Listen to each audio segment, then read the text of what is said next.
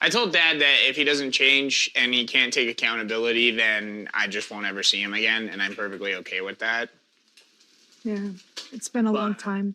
Eventually, I was just like, hey, unless you're like actually ready to have a relationship and fix things, then we're not going to talk anymore. He didn't even He call. came back a couple Not of a days text, later and not a texted me. He's voicemail. like, hey, I've been Just like thinking silence. about what you've been saying. Gabriel I sat forgive there in his you. cap and gown, surrounded by classmates, families, all cheering, celebrating, taking pictures.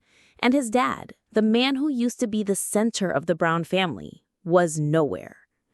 Gabriel had waited all day. He thought maybe Kody would pop in late, like he always did with flimsy excuses about time or traffic. But by that night, he knew what it really meant. He wasn't seen. He wasn't important. Not anymore. And what made it worse? Kody didn't even deny it. When Gabriel later confronted him, all he said was, "Get over it." Hi friends, I'm Helena. Welcome back to TLC's Sister Wives News. Make sure you hit that subscribe button and tap the bell so you don't miss anything. And please tell me in the comments, do you think Kody ever really meant to abandon his other children? Or did he just let it happen, one ignored moment at a time? Because this story, this heartbreak, didn't come out of nowhere.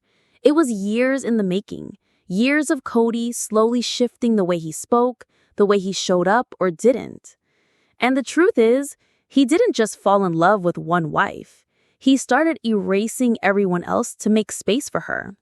Robyn, the wife who got the kisses before, the vows, the travel perks, the key to the schedule, the emotional spotlight.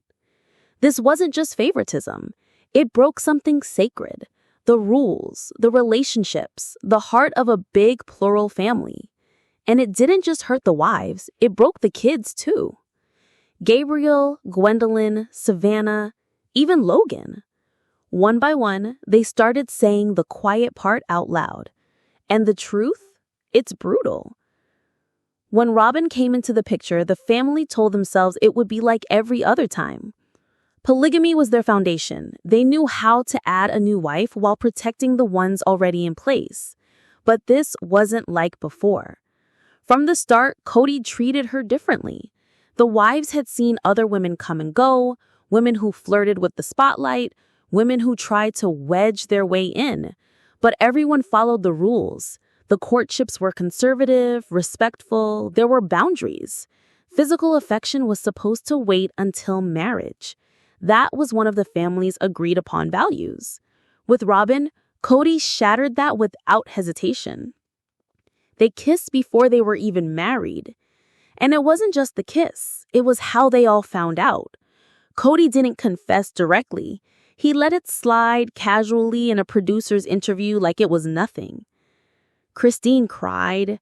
Mary shut down. Janelle stood there, hands folded, quietly absorbing what felt like a slap wrapped in a smirk. It wasn't impulsive. It was deliberate. Kody knew the rules. He just didn't care anymore. Not when it came to Robyn. Everything after that had a new slant. Robyn wasn't just the new wife. She was the priority. Kody started showing up late for Christine and Janelle's scheduled nights. He disengaged during family discussions unless they involved Robyn. He'd bring her name up when she wasn't even part of the conversation. He'd shut down his other wives with phrases like, "Robyn would have handled this better." On TLC in the confessionals, Kody didn't even try to mask the favoritism. He admitted that Robyn made him feel seen. He praised her emotional support like it was the gold standard, and subtly suggested the others had failed him. Christine was too emotional. Mary was too distant. Janelle was too analytical. But Robyn, she was soft, supportive. She nodded at everything. She never pushed back. So Kody rewarded her, and the rest of the family started learning what that reward cost. Spoiler, it cost everything. Janelle was never the dramatic one. She didn't slam doors or cry on camera. She didn't pick fights or demand attention. For years, she kept the peace by becoming the silence. If something hurt, she didn't argue about it. She buried it, smiled through it, did the responsible thing. And that's exactly what made her breaking point so powerful. She saw the way things were shifting. Christine was already fraying. Mary had collapsed so far into herself that she barely existed in the storyline anymore. And Kody, the man who used to plan elaborate family outings, now only had one home he wanted to be in, Robyn's. Janelle said it herself. She noticed everything. Kody was late for dinners. He'd miss scheduled trips. Then he'd pop up at Robyn's house conveniently, too emotional, or too drained to deal with anyone else. There was always an excuse, a stressor, a financial crisis. But the solution was always Robyn. And still, Janelle didn't raise her voice. She played along for years because she thought maybe, if she just waited, if she just stayed steady, he'd remember the family they had built. But something in her shifted the night they all gathered outside in Flagstaff under a cold Arizona sky, wrapped in sweaters and distance. There wasn't a big fight. Nobody yelled. The cameras were rolling, but the moment was almost too quiet to catch. Janelle looked at Kody, not with anger, just exhaustion, and asked one question. "Do you see me anymore?" His answer wasn't words. It was deflection, blame. He said he felt unsupported, that the wives had made things hard, that Robyn gave him peace. Robyn, standing beside him, looked uncomfortable but never interrupted. She called it confusion. She said the family dynamics overwhelmed her. But what Janelle saw after years of holding everything in wasn't confusion, it was comfort. Robyn was comfortable letting the others fade so she could shine, and Kody was comfortable letting her. That night marked the beginning of Janelle stepping back in a different way. Not out of the family just yet, but from the emotional labor she'd carried for years. There was no more effort to repair what only one person wanted to save. She didn't need Kody to scream at her to know he was gone.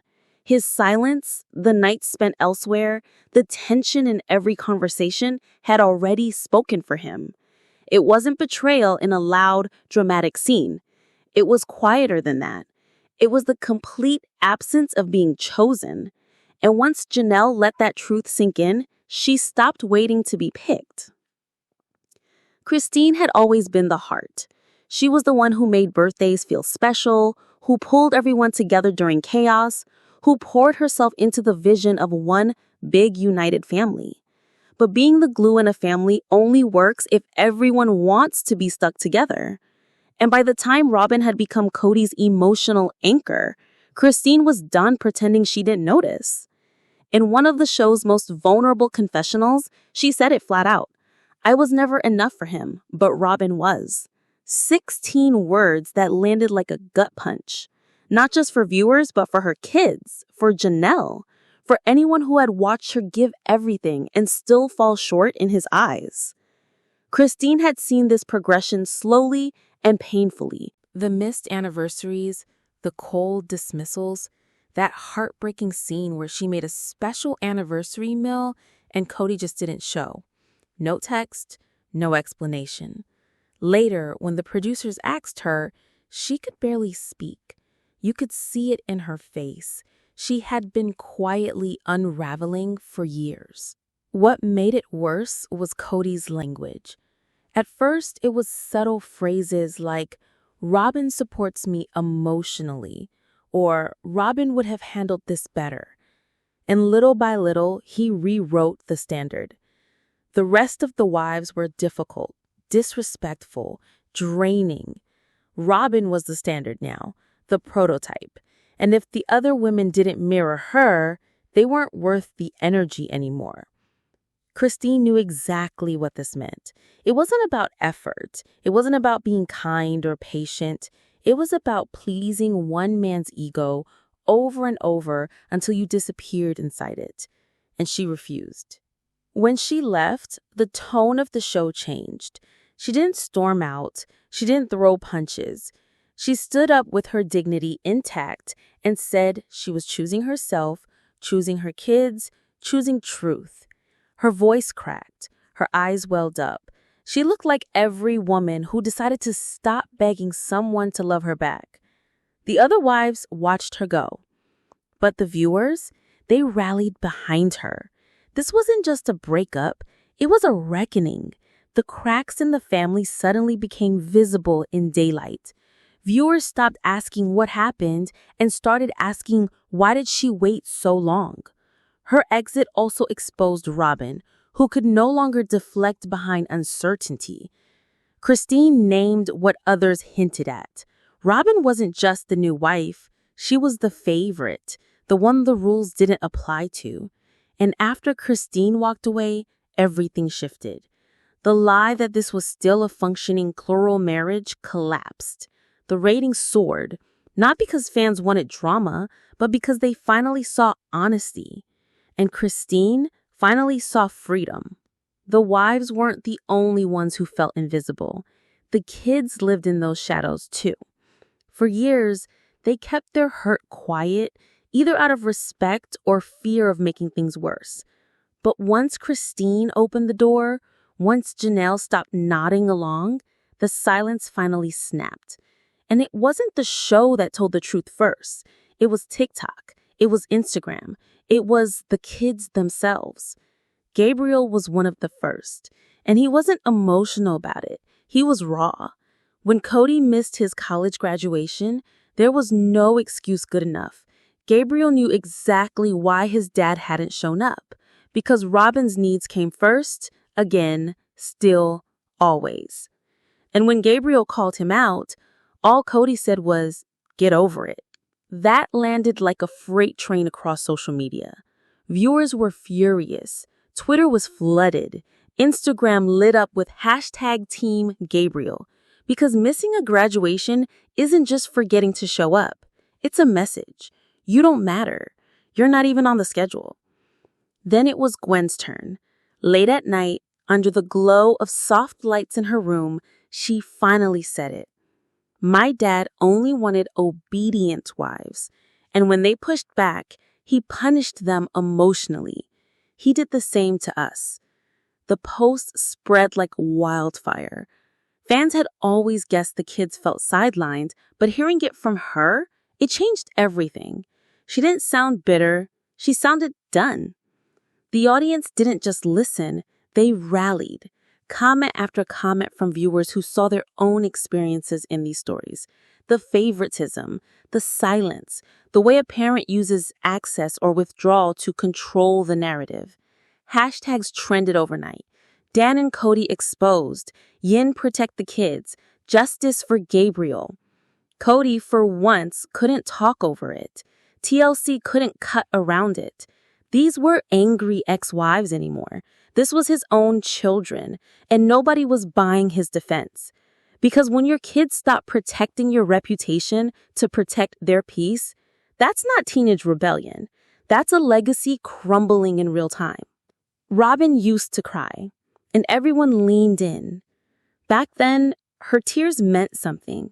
She was the new wife, the one adjusting, trying to fit in with an already complicated family dynamic. Viewers gave her grace. The other wives did too. At first, even when it felt like Kody prioritized her, they stayed soft, believing Robyn just wanted peace. But over time, those tears started to feel less and less like vulnerability and more like deflection. Because when everything was falling apart, Robyn never once spoke up against the imbalance. Not when Kody skipped other kids' milestones, not when Christine was pushed out.